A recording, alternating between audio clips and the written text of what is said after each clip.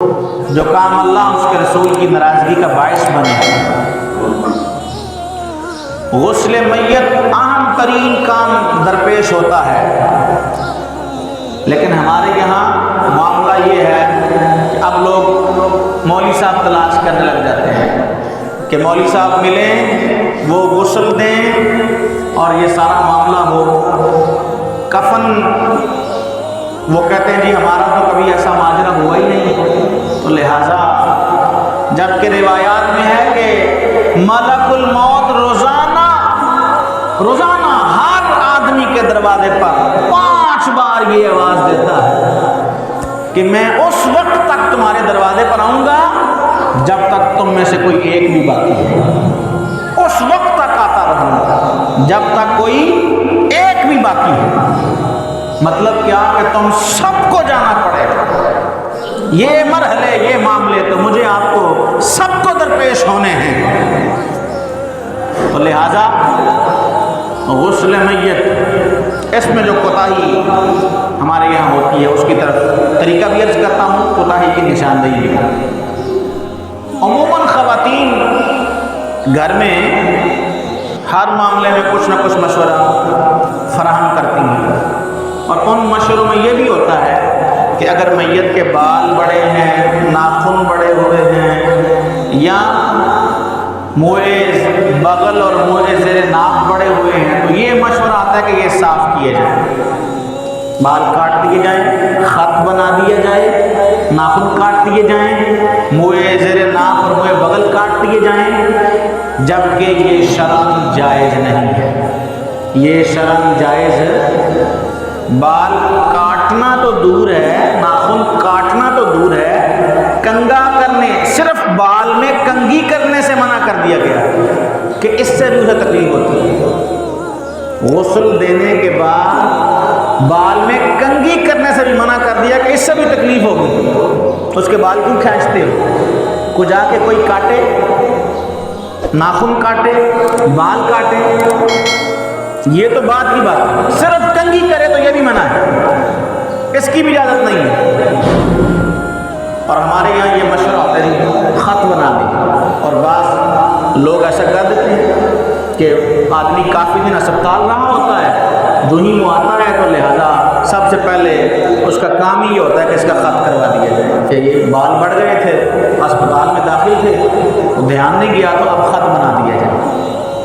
تو اس کی شرعاً اجازت نہیں ہے، نہ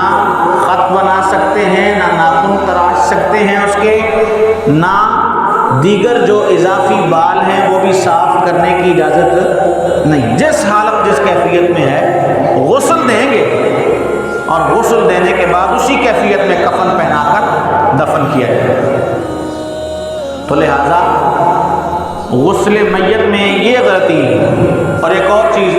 ہمارے یہاں یہ سمجھ جاتا ہے کہ اگر کسی نے کسی مسلمان کو غسل دیا تو اب اس غسل دینے والے پر غسل کرنا فرض ہو جائے گا۔ اب اگر یہ غسل نہیں کرتا تو یہ جنازہ نہیں پڑھ سکتا، جبکہ یہ سوچ، یہ نظریہ، یہ فکر غلط ہے۔ غسل دینے والے پر غسل فرض نہیں ہوتا، غسل دینے والے پر غسل فرض، اگر وہ نہا لے تو اس کی مرضی ہے، لیکن فرض سمجھ کے نہ آئے کہ شریعت نے لازم قرار دیا ہے، تو دین نے غسل دینے والے پر غسل کرنا لازم قرار نہیں دیا۔ اب غسل میں ہمارے یہاں اور کیا معاملہ، نیا صابن لائے، اچھی نیت سے لائے تو اچھی بات، برتن نہانے والا نیا لائے، اچھی نیت سے لائے تو ٹھیک ہے، کوئی مسئلہ نہیں، لیکن ہوتا کیا ہے کہ جناب اب غسل دے دیا تو وہ جو صابن جس سے غسل دیا تھا نا وہ گھر استعمال نہیں ہوا، وہ لوگ کسی کو دے دیتے ہیں، مسجد چھوڑ جاتے ہیں، اور اس کے استعمال کرنے کو برا سمجھتے ہیں، وہ برتن جس سے غسل دیا اس سے استعمال کرنے کو بھی برا سمجھتے ہیں، اور یہ مسجد چھوڑ جائیں گے، وہ لوٹا جس سے غسل دیا وہ مسجد آ جائے گا۔ یہاں تک کہ بعض لوگ، ایک مولانا صاحب دوست تھے، ان کی مسجد میں چارپائی آئی ہے، تو اسے کہا ابا جی فوت ہو گیا تو یہ چارپائی کو استعمال کرتے تھے، لہذا کوٹھی ابا جی کی خود رکھ لی ہے، مکان اور بنگلے جو ابا جی نے بنائے تھے وہ خود رکھ لیے ہیں، بینک میں جو پیسے ابا جی چھوڑ گئے ہیں وہ خود رکھ لیے ہیں، اور جو کپڑے اس وقت پہنے ہوئے تھے وہ کسی اور کو دے دیے، وہ اتار کے کسی کو دے دیے، چارپائی اور بستر اس کا اٹھا کے وہ کسی کو دے دیے، اس کے پیسے خود رکھ لیے ہیں، اس کی کاروں اور بنگلوں پہ خود قبضے کر لیے ہیں، اور یہ بسترے اور اس کے کپڑے اٹھا کر کسی اور کو دے دیے۔ تو یہ سب باطل چیزیں ہیں، بے بنیاد، بالکل بے اصل ہے، اور انہیں ضائع کر دینا۔ کفن کا بچا ہوا کپڑا، ظلم تو یہ ہے کہ کفن کے بچے ہوئے کپڑے کو گھر رکھنا لوگ منحوس سمجھتے ہیں کہ یہ بچ گیا تھا کپڑا، لہذا نا نا نا نا، خواتین بیویاں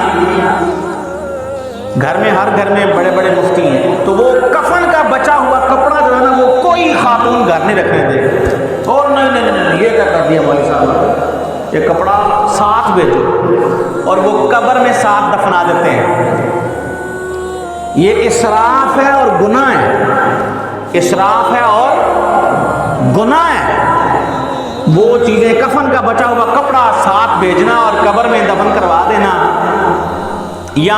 میت کے نیچے ہمارے یہاں عموماً کلو 1.5-2 کلو گندم یا آٹا رکھتے ہیں، وہ آٹا بھی پوٹلی میں باندھ کر ساتھ جاتا ہے، اگر کوئی مل جائے تو اسے دیتے ہیں، ورنہ ویسے ہی پھینک آتے ہیں، یا پھینک آتے ہیں، کیا کرتے ہیں اللہ بہتر جانے۔ ایک تو وہ رکھنا اس کی کوئی اصل نہیں ہے، آٹا اور گندم میت کے نیچے پلیٹ میں 1.5-2 کلو رکھنا اس کی کوئی اصل نہیں ہے، اور دوسرا اسے پھر پھینک آنا، یہ اس سے بھی بڑی جرات والی بات۔ اگر آپ دینا چاہتے ہیں تو کسی غریب مسلمان کو صدقہ کر دیں، ثواب ملے گا، لیکن ایسے ہی اسے پھینک آنا یا قبر میں دفنا آنا یہ بالکل بیکار اور بے بنیاد باتیں ہیں۔